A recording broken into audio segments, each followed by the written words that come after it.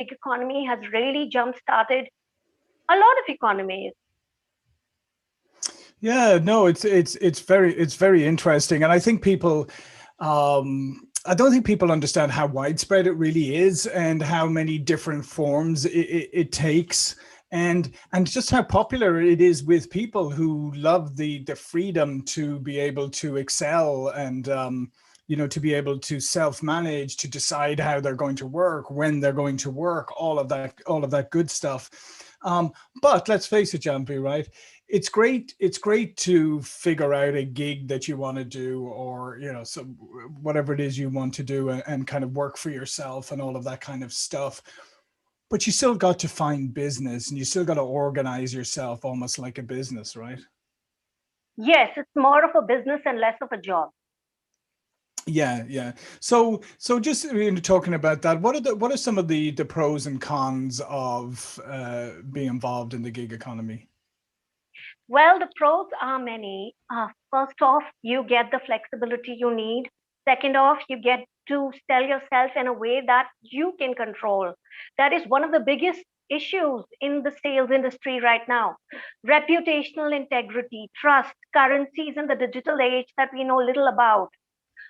Well, people are learning gradually that reputation building can be one of the short ways to generate employment opportunities for yourself in a world like this, where you have multiple talent pipelines, you have multiple opportunities, but you also have a lot of competition. Mm. So basically, the perception is that you need to pull yourself out of the square box you have put yourself into and think outside of it, and basically market yourself in ways that play to your strength.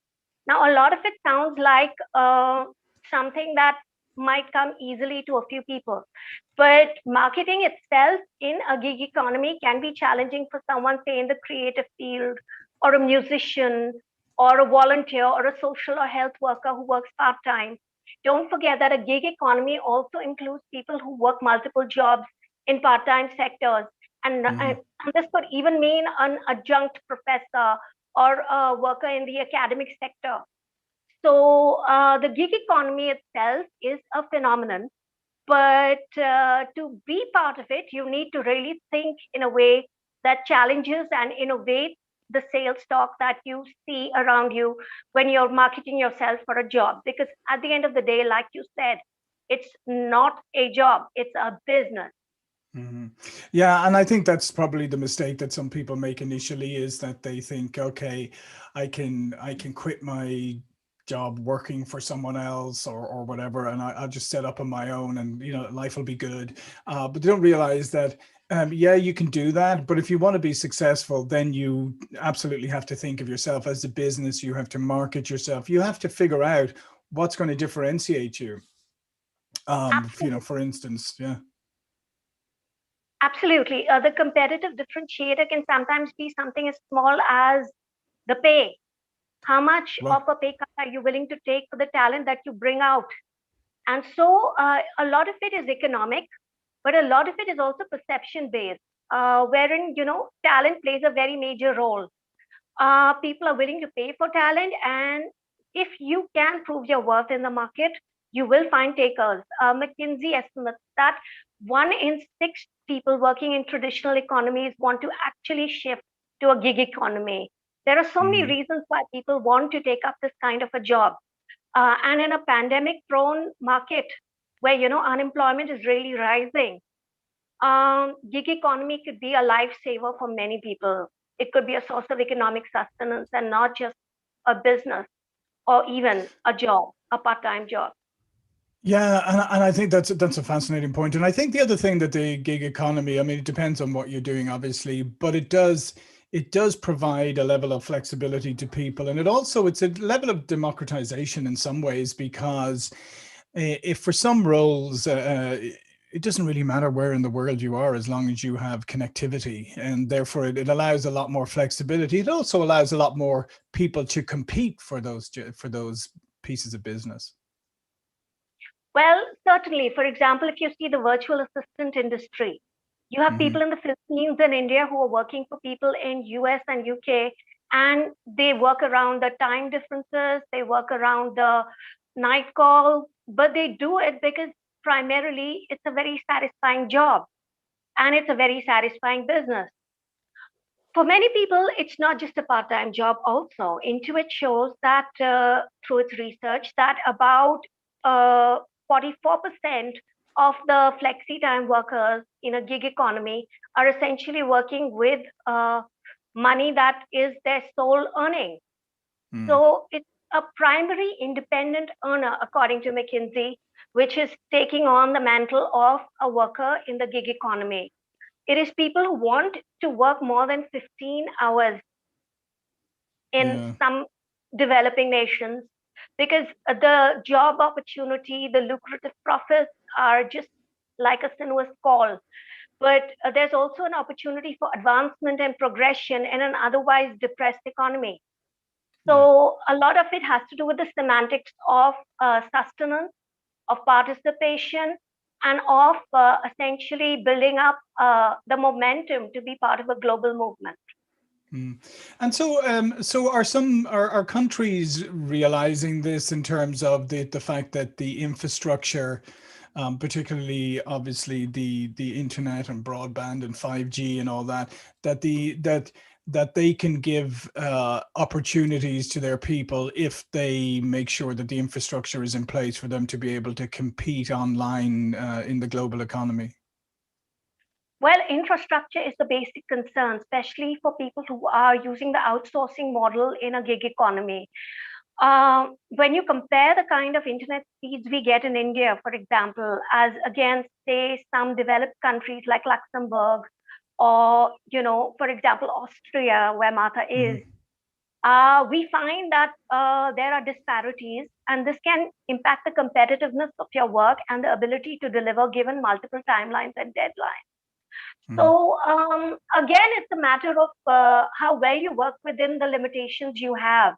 If you're a third world worker, if you're working within a developed country, well, then there's the issue of pay competitiveness, insurance. The CARES Act was extended during the pandemic.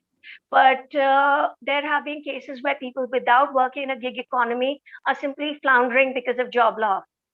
So while it's a business where you promote yourself, it's also a source of economic sustenance for many people, not just in a developing world, but also in developed nations because of the kind of restrictions that traditional jobs hold, or because of the problems that have come about because of COVID. So the world is changing and you have to keep pace with it. Yeah, no, it's a great point. It's a great point, Janhvi, and I think that's one of the key things is that things are changing so rapidly, and I think there's so many opportunities ahead if people want to start looking for them. But I think the great thing, and then let's talk a little bit about some more of the pros and cons, or maybe some of the mistakes people make with when they go into the gig economy, and some of the things that people do well that other people, best practices people should think of. And what are some of the common mistakes maybe that people make when they try to enter the gig economy? Well, one big mistake that would be definitely inexcusable is assuming that you don't have to be professional just because you are in a gig economy. That is one of the biggest question marks that are raised. When you say that a person is working part-time, does that mean he is not working? That's not true, is it? So essentially, when you are faced with a situation where you are working from home in what is a 9 to 5 scenario, your home is around you and you have these multiple commitments, multiple deadlines, multiple timelines, all of which are coming out at you with an alarming rapidity, then it becomes very essential for you to focus on your job. And sometimes people don't manage to strike that work life balance. Sometimes people don't manage to sell themselves effectively and market the right image. Building a reputation is not a matter of uh, just a few successful projects. It's basically sustaining your performance and portraying a positive brand image. Your self brand work, your self brand identity is a very important part of who you are in a gig economy because you're controlling the job, you're controlling the business. It's not the other way around. But that can also work against you if you don't know how to market yourself. Yeah, no, again, that's a great point. And I think that's something that probably a lot of people overlook at the beginning or don't realize that it's not just me. If I say, okay, I'm going to go into the gig economy, I need to create a brand. And I think sometimes people confuse brand with logos and images, and that's not what we're talking about. We're talking about your brand is a more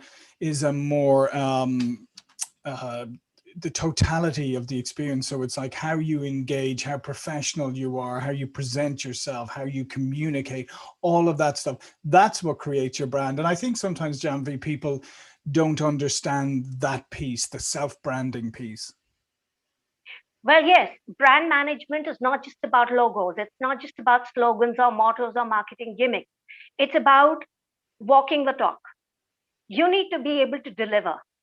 And that is Mm. a very important part of being an essential component of the gig economy.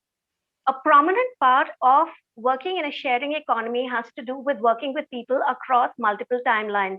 For example, right now I'm in Delhi, India. You are in California. And of Mhm. course, Martha is in Vienna, Austria. So we're making this work because we are committed, we are dedicated, and we are working with a certain amount of reputational integrity towards our job, towards our business, towards our professional identities. It involves making a lot of commitments instead of it being the other way around. A gig economy is not an excuse for you to just lounge in your PJs and relax and take it easy. It's basically a 9 to 5 job masquerading as a business. Yeah, no, absolutely. And I love that you brought that up because I do think sometimes people think, well, it's great. I can be my own boss. I can set my own hours. I can, if I want to do this, I can just get up and do it and whatever. But as you just pointed out, the reality when you go into the gig economy, depending on what you're doing, is what you've outlined right now is that you may have to adjust. Yeah, it may be 9 to 5, but it may be 9 to 5 in its intensity. It may not be 9 to 5 in its actual hours because you may have to work in the evening. You may have to get up early in the morning. It depends who you're working with and where they're based and all of that good stuff. So I think these are things that people need to take into consideration. Like, am I prepared to do that? Am I prepared to work in the evenings if that's necessary? Am I prepared to work early in the morning or weekends or whatever it is? Am I prepared to adjust to the needs of the customer?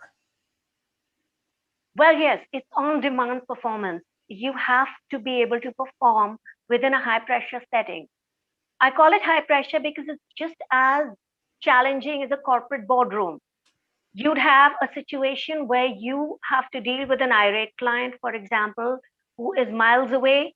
You may have a situation where you have a power outage in your developed country and you have a work deadline which has to be submitted in a certain span, in a certain period. So, working with deadlines is never easy, and working with multiple projects is harder still. But with commitment, with dedication, and with the right marketing mojo, you can definitely get your momentum up and get it to a point where you are more of your own boss in terms of how you control your brand identity and how you control your professional future. Mm.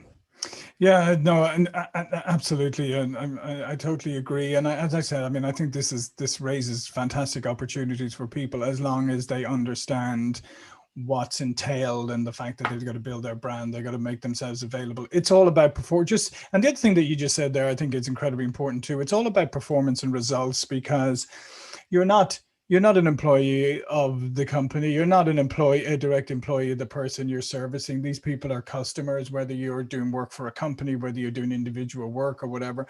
And therefore you have to treat it with that level of seriousness and results. I mean, you have to focus on the results because at the end of the day, that's the only way, that's the only currency really in a gig economy, especially, when you see contractors through Upwork and all of that, it's results. That's the results is all that's going to sustain you at the end of the day. So, I mean, that's where you've got to focus. Well, you have a lot of platforms out there which can give you the right opportunities too. Like, for example, you mentioned Upwork. You have Hmm. Freelancer, you have Fiverr, you have academic writing websites for writers. But for, say, a content developer or for a software engineer, there are opportunities too. Yeah. It's all about tapping those opportunities.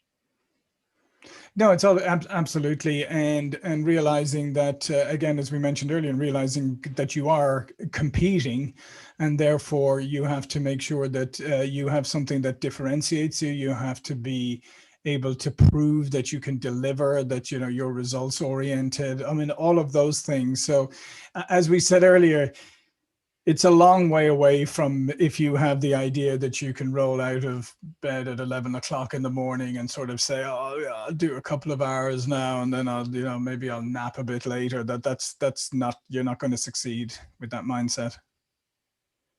No, because people demand professionalism and expect it to. Yeah, no, absolutely. Where do you see the future of the gig economy? Because I mean, there's been some things that have happened. Like certainly, I mean, here in California, they tried to, pass some laws that really impacted the gig economy in a very negative way for the gig workers. Where do you see the future of the gig economy? Well, right now there's an academic debate about it too. Well, you've had research from Harvard University talking about how the gig economy is thriving, while Princeton is saying it's not. Mm, So you have reports from McKinsey saying the gig economy is going to multiply. Then you have research by Intuit, which says that by 2020, 43% of the world's workers will be gig economy workers. So when you have laws coming in, essentially these are trying to protect the local economy and the national interest at the same time, trying to evade the outsourcing model, which often comes with its own problems. For example, mm-hmm, a worker in an outsourcing model might work for about 250, 2.50 USD per hour. That is about 5 USD per hour. That is really below the minimum wage. mm-hmm, sure. So when you talk about workers' rights, when you talk about insurance, when you talk about the perception of being a fair employer, then it becomes a gray area indeed, because gig economies, by the very definition, are emerging from the concept of a gig. You're working with a project that will not always Yeah. be there to sustain you. But at the same time, your motivation for working for the work that you are doing is the money you're getting. So it's not just a simple addition subtraction here. There are a lot of semantics, dynamics, and factors involved that come into play when you are considering what makes a gig economy successful. Where it's going, well, you have to certainly think about the fact that it is generating employment opportunities in near impossible situations. For example, a lockdown or physical Mm-hmm. distancing or social distancing concerns or global issues in terms of traveling and the costs entailed from having multiple corporate boardroom meetings. You cut down on it through Zoom, you cut down on it through Skype, you cut down on it through Viber, you cut down on it through so many other means of communicating online, which are essentially free. So, on the other hand, the business overheads are definitely something you'd need to consider. And sales per se is experiencing a revolution because of the gig economy too. There are people outsourcing to sales professionals and marketing experts who are consultants, independent contractors who work in their own time and give you the results that far exceed the kind of creative yoke that comes with an ad agency. Mm-hmm. Yeah, no, I agree. And I think one of the other things that we're going to see, one of the impacts that we're going to see is, and it's already started with the lockdown, obviously, a lot of people who were traditionally in offices and buildings were sent home and start working remotely. And then I think that companies are starting to realize that that may actually be a model they want to continue with going forward. So the idea of locating yourself close to an office and all of that starts to go away, and it actually starts to allow people to live pretty much wherever they want once they have the infrastructure. So the impact on local communities could actually be very, very positive, because this may give people an opportunity, instead of leaving that small town because there's no opportunities and moving to the big city, maybe now is you have the opportunity, you can actually stay in that small town, operate remotely, and maybe these small towns and communities actually can thrive again. Yes, in a way, it's more of a global movement, like I said, but you also have to think local. And for businesses, it's a win-win situation because you're cutting down on costs and you're getting marketing and sales talent. You're getting professionals in their distinctive fields at a cost that is far removed in terms of its what shall I say? In terms of its value as Mhm. compared to, say, paying a high price lawyer or a high price expert in the field. Um, Legal outsourcing has really caught on in terms of the gig economy. For example, people are writing briefs, people are arguing for their legal experts in law firms across countries, across boundaries, across barriers. So it's not just a musician or a Mhm. Yeah. volunteer or a social worker or someone who is, well, non-traditional in the sense of the term, but you have academicians, you have lawyers, you have scientists, you have health workers. So it's a global phenomenon and it's catching on, and sales is a very important part of it. Yeah, no, absolutely. And I think the other part too is that, like I said, that hopefully it is going to help people be able to have choices, because what have we seen over the last number of decades? Like, we've seen a lot of economic migrants and people who feel that they have to leave, their country or whatever to find better opportunities. Maybe with the gig economy, and if the infrastructure is put in place, maybe, as I said, maybe this provides people with the choice that they don't have to leave. If they don't want to, they can actually stay and find employment, because they can have themselves in a, they can put themselves up in the global marketplace. Well, yes, the global marketplace is a lifesaver for many people. It's an opportunity, it's a source of growth, professional and personal both. Because when you're working with people across boundaries and barriers, you're also letting go of your own biases and your own stereotypes. And that's a very important part of working in a gig economy. You can't start out with preconceptions or notions of what it's like to work with someone in the Netherlands or Denmark or Hmm. New Zealand or Australia. You have to break away from the mold. And when you're breaking away from the mold, you are doing so in a way that counters the narrative that has been built up gradually of, say, the wealthy employer and the exploited gig worker. That's not how it Hmm. works, because the opportunities that a gig economy is generating for people in different countries of the world is phenomenal. It's just phenomenal. Yeah, and I think that's the thing underpinning everything you say, Janvi, is that like customers and gig workers, there's a great win-win situation here. But we have to, as you said, the gig workers have to treat it as a business, got to be highly professional, look at all that, and people who are going to leverage people in the gig economy, you also need to treat them like professionals and not think, oh, this is just some cheap labor I can get. Is you start looking at it saying, no, it's not. There's highly skilled professionals out here, and you can get whatever level you want. But I think both sides need to change their attitude a little bit and treat this in a more professional level and raise it up. If you say that 43% of the workforce could be in the gig economy or is in the gig economy, that means that it's such a significant part now of business that both sides need to look at it differently and build upon it. Well, yes, they do. Because in the end, when you're communicating with workers across different countries, you need also to have the digital infrastructure ready for it. Hmm. You need Yeah. to have the kind of support systems that come with understanding cultural and social differences. For example, when you talk about, say, a particular work culture, it differs across the kind of scenarios that you are placed in. A 9 to 5 job may require you to meet multiple deadlines too.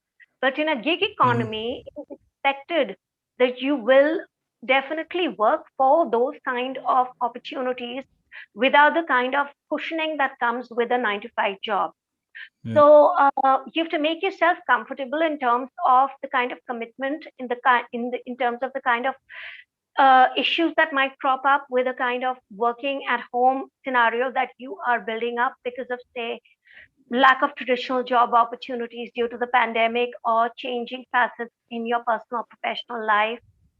So making the connection between an opportunity and its successful culmination in terms of a professional achievement is something that both businesses and workers need to work together hand in hand for. Yeah, no, I think that's great, Janhvi. It's great advice and a great place to end. But before we go, one of the things we like to ask guests on Sales Chat at the end is to give us your power tip. And that means, what do you personally, Janhvi, do to set yourself up for success every day? Be yourself. It's very important to be yourself, because at the end of the day, if you can't give yourself the kind of freedom that you have to be yourself, to have the opportunities that you need to tap, then you won't be able to build yourself in an economy that values reputation. Trust is the currency of reputational integrity, and trust building involves authenticity. You have to be yourself no matter what. Yeah, I think that's a great power tip, because I do think, yeah, because I mean, especially if you're going to build a brand and everything, the best brand you can build is off of an authentic base and off of being who you really are, and figure out how you can actually make that work to your advantage. That's absolutely. Well, listen, Janhvi, this has been a great chat. Martha, good fun on Twitter. Yes, very nice. Good topic. Excellent. All right. Well, thanks again, Janhvi. Great that you could join us from Delhi in India today. Thank you, Martha, joining us from Austria as usual. My name is John Golden from SalesPOP Online Sales Magazine, Pipeliner CRM here in San Diego. And we'll see you all for another Sales Chats really soon. Thank you. Thank you.